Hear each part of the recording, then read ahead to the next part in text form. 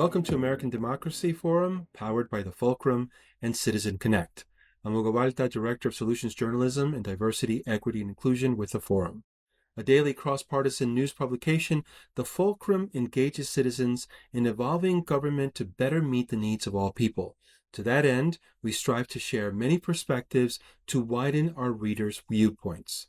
For this episode, I'm joined by Kristin Hansen, Executive Director of Civic Health Project. She is dedicated to accelerating the efforts of academics and practitioners who seek to reduce polarization and improve civil discourse in our citizenry, politics, and media. Kristin, welcome to the program. Thank you so much, Hugo. It's a pleasure to be here. Citizen Health Project argues that constructive engagement across political divides is a precondition for democracy. If we can't talk with each other, we can't govern ourselves as a nation. It's that simple. Tell us about your organization deploying massively scalable solutions to America's dangerous divisions.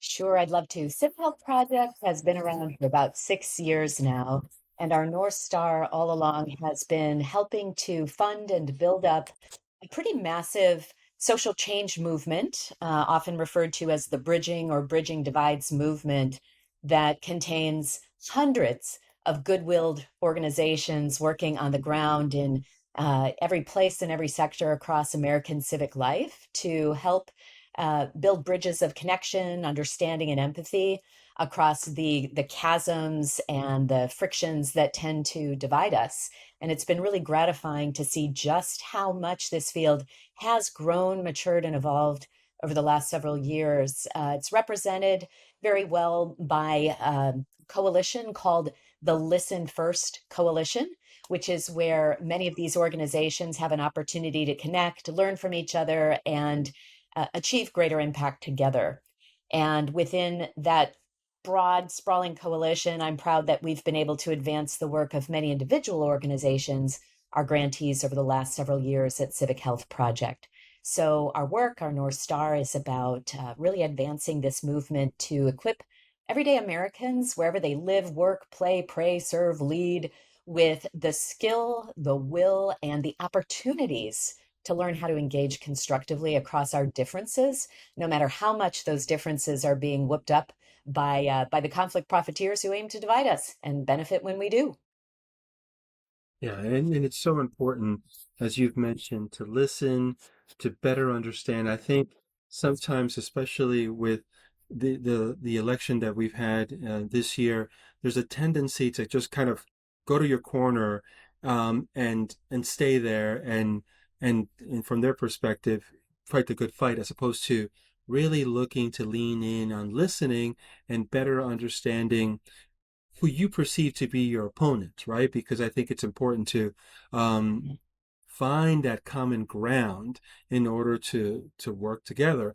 I enjoyed reading as our political World Series wraps up. Let's focus on the long game. The newsletter focus on whether the candidate you supported for president won or lost. We all have to work. We all have to. We have all. Oh my God. We all have work to do. Tell us about that and how, in your position as ED, you help with the critical work ahead. Yeah, thank you. I wrote that editorial piece and sent it out just ahead of the election because I wanted to be sure that my mind was square about uh, the fact that I saw our work in a similar way, regardless of who won or who lost in the presidential election and in all the down ballot races as well. And look, every election cycle, particularly a presidential election cycle, is going to be defined by the dynamics of division as candidates try to distinguish themselves from each other. And unfortunately, as they assign notions of fear, threat, blame, even demonization and dehumanization to opponents in an effort to gain attention, donations, and ultimately votes. So we've just come through this bruising period in which the stakes are high for politicians and candidates. The amount of money pouring into divisive messaging around the campaign all elevates the level of toxicity in our public discourse in a way that we now just need to kind of purge out of our systems. And that would have been true regardless of who won the presidential election and regardless of what the composition of our Congress and our state houses look like. this purging process, this effort now to come together in the wake of a bruising election to repair and heal our relationships and our politics at all different levels of American civic life. Good news is, I think we've got some tailwinds behind us on this. I don't know about you, Hugo, but I'm hearing a lot of fatigue and weariness, and even an increasing savviness about how we do all get kind of sucked into this engine of division, how we are pitted against each other by messaging and framing that suggests that our fellow Americans aren't just people who think differently or feel differently or choose to live differently than we do. They are actually our enemy. And we all know intuitively that America as an idea, as an ideal, and as a country is not going to survive and thrive if we are constantly being encouraged to see each other as mortal enemies. So, in that sense, the work of this field hasn't changed. It's only become of greater significance. And the great news is that as these tailwinds start to emerge and Americans are kind of waking up to this cycle of polarization and how we get caught up in it, the field and the work of all of these organizations that are doing bridging and bringing those bridging skills, mindsets, approaches, and opportunities to Americans are in position. Increasingly, this work of equipping people and empowering them to engage in bridging has moved into the institutions and organizations where we show up. So we're not asking Americans to come to us to bridge, but rather we want to be where Americans already are and where those opportunities to engage across difference might be. Could be in your city council, could be in your school board, could be in your homeowners association, could be on your school campus, could be in your workplace, might be in your congregation where you go to pray and worship. And having invested a lot of time, effort, and energy into showing up in those spaces, the bridge building field is here and ready to say, how can we help?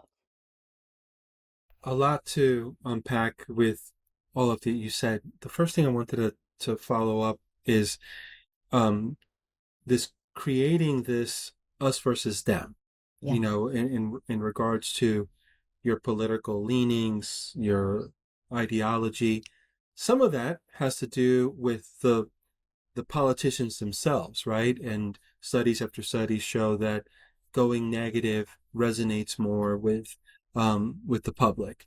Some of it has to do with media and media um, being a megaphone for the left or the right, or embellishing some of that negative rhetoric. And then, of course, there's social media that is filled with misinformation and just these little pockets of areas that not only are producing content that misinforms, but just echo chambers of some of that negativity that exists. So let's start with what Yeah. I'm closest with, and that's media and journalism. In From your perspective and the work that you do with Civic Health Project, what is the responsibility of media, both legacy and independent, in order, as you said, to be bridge builders, the bridging part that is so necessary now that we're done with the elections and we're weeks away from the inauguration and 4 years of the return of Donald Trump? Yeah. Well, everything that you just described, the dynamics of politicians, of media, of social media, is what we at Civic Health Project refer to as the supply side of polarization, the sources from whence our divisions are, if not generated, certainly accelerated. And we've invested a lot of effort on that supply side to try to change what are fundamentally incentives that humans are responding to. Politicians are responding to incentives, journalists are responding to incentives, social media platforms are responding to incentives. I don't really blame anyone for any of that. I'm a good capitalist. I worked in business most of my life, and I understand that people are going to respond to incentives. And one thing we all have to do is earn a living and put food on the table and sustain our careers. So, this question of how it might be possible to change incentives and contexts for those actors who are tempted to engage in us versus them rhetoric, either because it earns votes or it engages eyeballs or it encourages subscriptions. Can we change that? How can we change that? And if I narrow that to journalism and written media in particular, again, No blame, no shame, just a question. How can we make it productive and sustaining and perhaps even lucrative for journalistic media to tap into not those baser us versus them dynamics that enthrall us all to some extent, but elevate and uplift our understanding of issues and our relationships with one another. And you'll know as well as I do that one important umbrella term for all of that is solutions journalism. Journalism that complicates the narrative, journalism that's curious, journalism that asks the unexpected question. And I'm such a proponent and a fan of efforts like the Solutions Journalism Network or the work of Amanda Ripley, who wrote the book High Conflict and has built a practice around engaging and training journalists in how to complicate that narrative and ask more interesting questions to suss out the real story about how and why a conflict has occurred.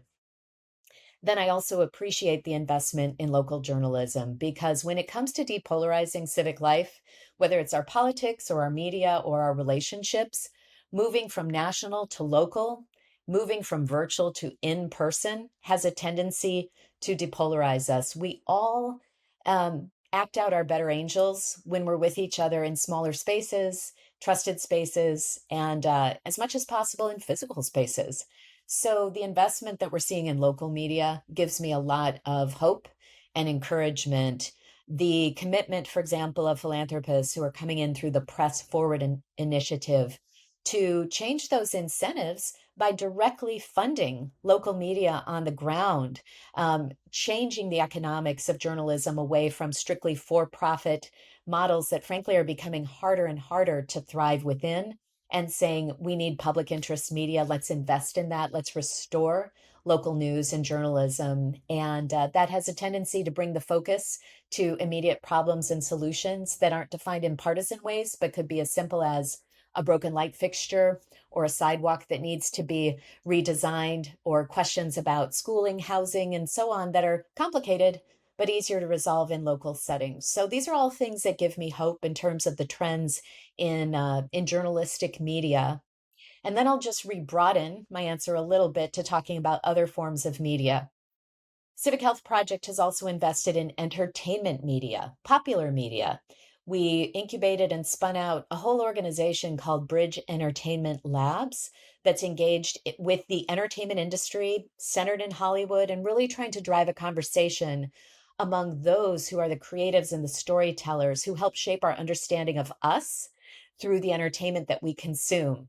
And can we be inspired to create stories, narratives, plot lines, and characters that help humanize us to one another and can serve as a counterweight to those extremely demonizing and brutalizing us versus them caricatures that we tend to paint of each other in other spaces. So we've made a big push into entertainment media. And then we're also currently working with social media. I say we've gone into the belly of the beast. We're asking, I think, one of the hardest questions, which is in these extremely toxic spaces where people tend to gather, is it possible to detoxify them? And what would that look like? What have we learned from years of bridge building work in the grassroots that could be applicable and transferable to digital spaces, virtual spaces where we tend not to apply our better angels, but to devolve into less, uh, shall we say, pro-social ways of interacting with each other. So we're doing some interesting experimentation on that front. As Civic Health Project, I'd be glad to elaborate further. But those are all the different ways that we think about investing in media to really help advance healthier conversations about our problems and solutions here in the U.S. That's amazing. And as they say, you're playing my jam. You know, you mentioned Solutions Journalism and the Solutions Journalism Network, of which I've been a benefactor.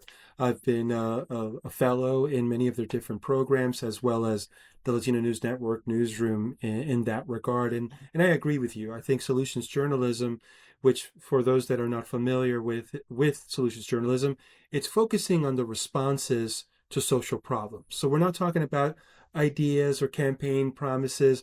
We're talking about what's actually being done to solve for example, the social determinants of health, whether it's health, education, the economy, the environment, and why the responses? Because then we can measure the success or lack thereof. So when you do solutions journalism, you're looking at insights about that response to that to solving for that challenge, and then you're looking for, again, the evidence, both qualitative and quantitative data that talks about whether or not it's working. And it's important to also talk about what's not working, because there's a lot you can learn from that. And then the last pillar is limitations. If it's not working, why isn't it working? Yeah. And it's also about looking outside of where that problem exists, or where that response is being applied. So I live in Chicago. If we're talking about housing, affordable housing, and the responses to affordable housing, yes, we're looking at the city of Chicago,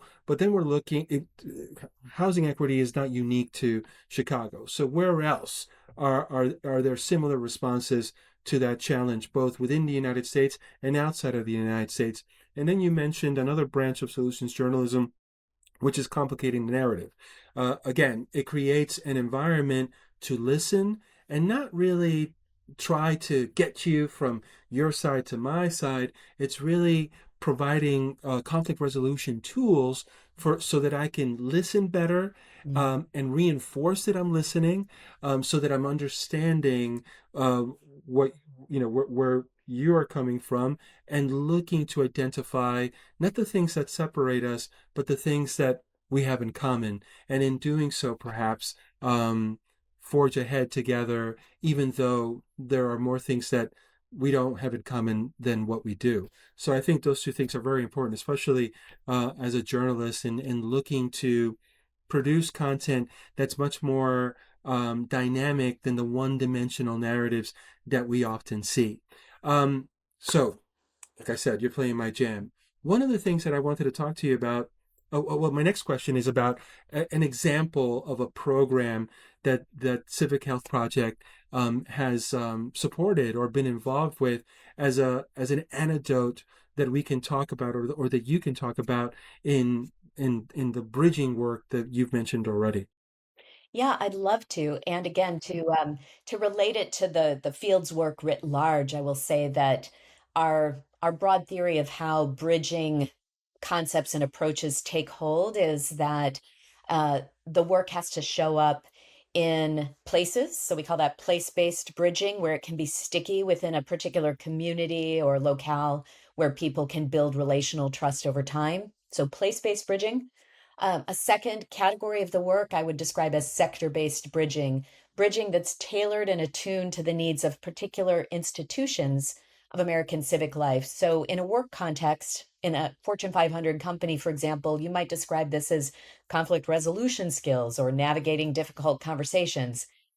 On a college campus, you might refer to this work as fostering civil discourse and creating a heterodox environment for learning. So you see how I'm kind of adapting the approach depending on the place, the sector where the work is happening. So that sector-based work is another dimension. And then last but not least, what I would describe as campaign work. It's the effort to kind of get the word out at massive scale that bridging is an option. It is a path. We don't have to choose sitting rigidly over here or over here. Actually, bridging or being on the bridge is kind of a nice place to hang out and to make the appeal to Americans who are ready for that message and eager to learn more and find on ramps to bridging concepts and bridging programs and ideas. So that's campaigns. So I want to give an example in each of those categories. For place based work, one of our grantees that I think is just doing an amazing job and growing gangbusters is called More Perfect Union. The logo is plus MPU, and anyone could go check it out at mpu.us. And it's founded by a couple of distinguished veterans who served during the Iraq Afghanistan era and now want to serve their country at home. And this team is standing up service chapters called Brickyards all over the country, led by very impressive leaders of all ages. And these Brickyard chapters have a multifold purpose to drive community service, civic engagement, and bridge building. So they're taking a very integrated approach to building community in the local areas where these brickyards occur. They're very intentional about where the brickyards are stood up, how they engage people to ensure a richly diverse and varied group of participants, and that every participant feels empowered to civically engage and to serve in their communities. So that would be, to me, a very powerful example of the kind of place-based work that we support.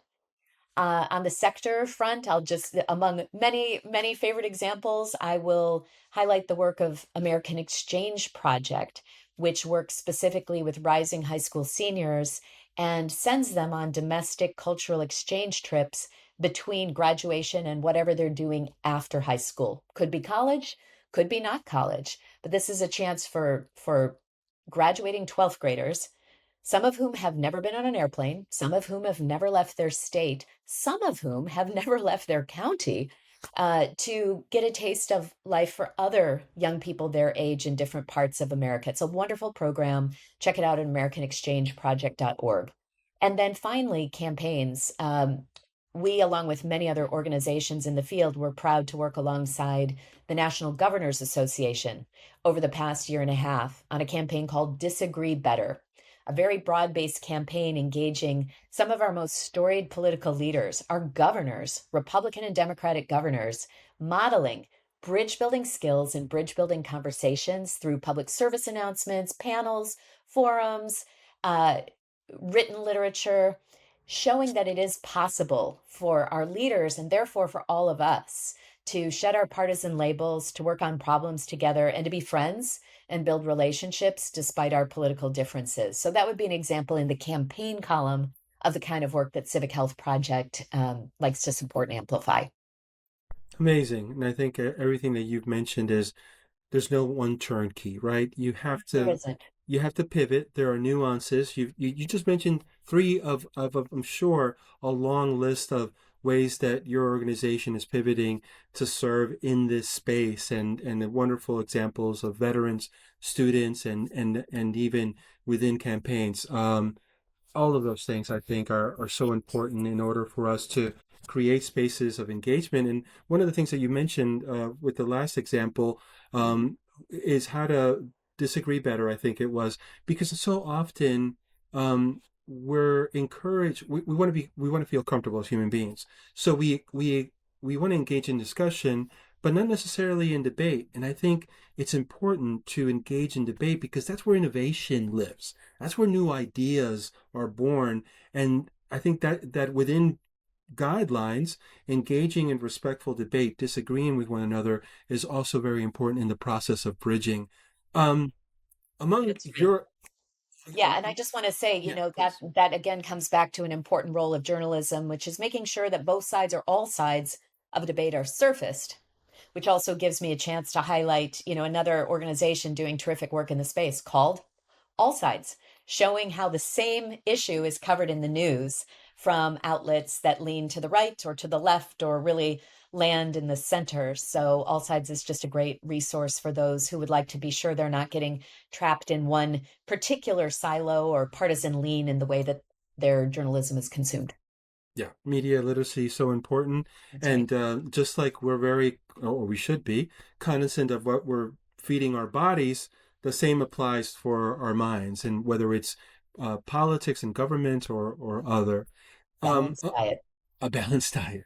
Among your accomplishments are as a BA in political science and an MA in international policy studies from Stanford University, an MBA from the Stanford Graduate School of Business. Tell us about your upbringing and what and who influenced the work that you lead today. Yeah, thanks. It's funny. It's taken me most of my life to determine what my political identity is, or even that I have one and that I grew up with one. I think many of us, like fish in water, we don't actually realize how much our upbringing shapes our political perspectives and why we believe what we believe. For me, when I made a rather dramatic pivot 6 years ago from having spent a career in business and specifically in the tech industry to deciding that I wanted to work on strengthening democracy in a cross-partisan way, it put me through a period of real inquiry and curiosity and humility about understanding just how um, not necessarily mainstream or average my my political upbringing and views were, that in fact, Americans come from an incredible tapestry of backgrounds that shape how we think about government. Should it be big? Should it be small? Should it solve our problems? Should it not solve our problems? Are we a democracy or are we a republic? Should we be more libertarian or more communitarian? I think we all have a tendency to grow up thinking these are settled science when in fact we're coming at all of those questions from very particular angles. And I can now define the angles I come from. I'm from the Midwest, from a Scandinavian Lutheran tradition, highly communitarian values, generally high levels of trust in government at all levels.